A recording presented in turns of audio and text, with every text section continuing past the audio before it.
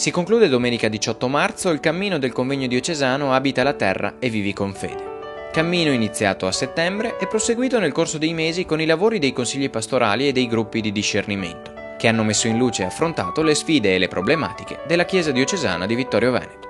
Oltre 1300 persone si sono incontrate nella palestra del Collegio San Giuseppe per ascoltare la riflessione di Enzo Bianchi, priore della comunità di Bose.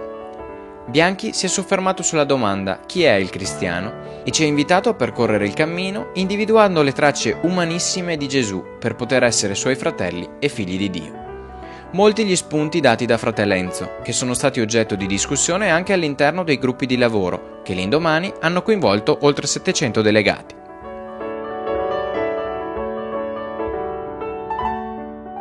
Dal lavoro di queste settimane saranno stilate alcune sintesi con proposte concrete, che verranno presentate domenica 18 durante l'evento conclusivo.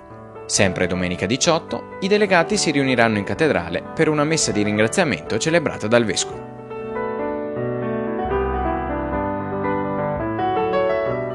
La prossima settimana, una puntata speciale di Camper Veneto vi proporrà un'ampia sintesi dei lavori e le parole dei protagonisti del convegno diocesano.